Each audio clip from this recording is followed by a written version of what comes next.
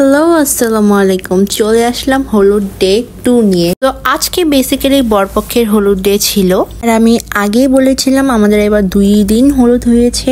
একদিন ছিল কনে পক্ষে এন্ড একদিন ছিল বরপক্ষে। আর বিশ্বাস করবেন না আমাদের প্রত্যেকটা প্রোগ্রামের মধ্যে কোনো গ্যাপ ছিল না, মানে 4 দিন টানা প্রোগ্রাম ছিল। আর এদিকে আমার ভার্সিটিতে কিছু কাজ ছিল, ঘুমানোর সময় পাইনি। 12টার মধ্যে ভার্সিটিতে চলে গিয়েছি। আস্তে আস্তে 4টা সাড়ে 4টা বেজে গিয়েছে। এখন আবার যাচ্ছি বিয়ে বাড়িতে, বিকজ দুপুরের খাবারটা আমরা বিয়ে বাড়িতেই খাবো। আর এদিকে আমাকে দেখে কেউ বলবে যে আমি তার আগের দিন হলুদের মধ্যে সারাত নাচানাচি করে না ঘুমিয়ে ভার্সিটিতে 3-4 ঘন্টা মানে দৌড়াদৌড়ি করে এখন আমি ফুল চিল মুডে আছি। ওয়াও।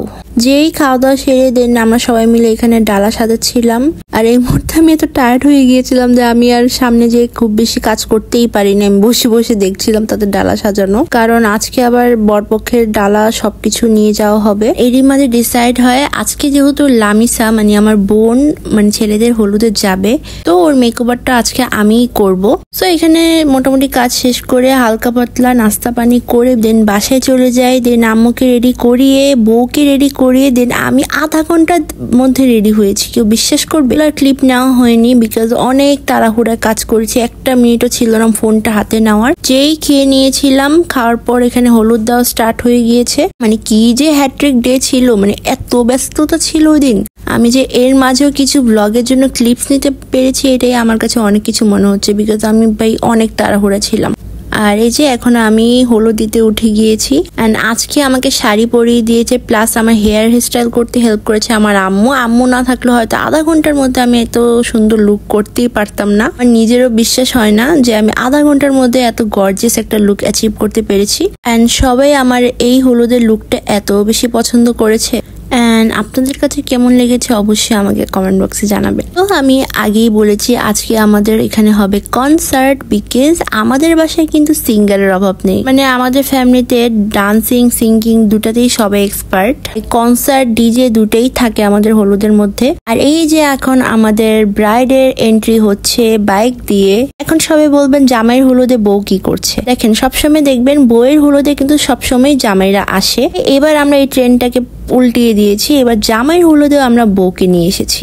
এখন আমার আব্বু গান গাচ্ছে। ইয়েস, আমার আব্বু কিন্তু অনেক ভালো একজন সিঙ্গার। তিনি ইয়াং এজের, নিজের ব্যান্ডও ছিল তার, বাট সময়ের সাথে সাথে তিনি সিঙ্গিং ছেড়ে দিয়েছে। বাট এখনো এত জোস গান গায় কি যে বলবো। আর এটা হচ্ছে আমাদের রকস্টার ভাবির গান শুনলে তো কি বলবো। এগুলো সবকিছু আমি দিব আলাদা ক্লিপে। এগুলোর মধ্যে মানে একটার মধ্যে একটু একটু ক্লিপ আর কি দিব। এই যে এবার ফার্স্ট টাইমের মতো গান গিয়েছিল আমার ছোট ফুফাতো ভাই। আর বউকে কিন্তু রাতেই আনা হয়েছিল, যেমন জামাইরা হলুদের শেষে যায় ঠিক তেমনি বউকেও রাতে হলুদ শেষে আনা হয়েছে। আর এদিকে তো তাদের সেই নাচানাচি হচ্ছে ভাবির গানে। আমরা সবাই এত বেশি এনজয় করেছিলাম। মানে যাই বলো না বলো, ডিজে তো মজা আছে, বাট কনসার্টের মধ্যে কিন্তু আলাদাই মজা আছে। তারপর এখানে তাদের একটু কাপেল ফটোশুট হচ্ছিল। এত রাত হয়ে গিয়েছে, এখন অলমোস্ট 3টারও বেশি বাজে।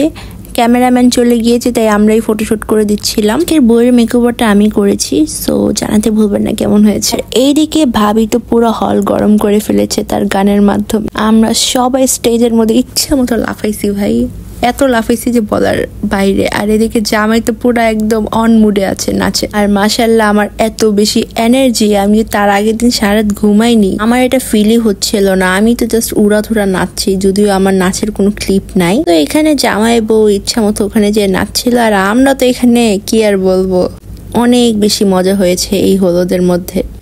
আর এই যে আমি আজকের আমার বেজ মেকআপটা একদম মাখন হয়েছে, এত লাফালাফি করার পর একটু নষ্ট হয়নি। তো তারপর হলুদ শেষ হলো। দেন আজকেও ফজরের আজান পর বাসায় যাচ্ছি। তো আজকের ব্লগটা এই পর্যন্তই। বিয়ের আরো ব্লগ দেখার জন্য কিন্তু আমার পেজটিকে ফলো করতে ভুলবেন না। আল্লাহ হাফেজ।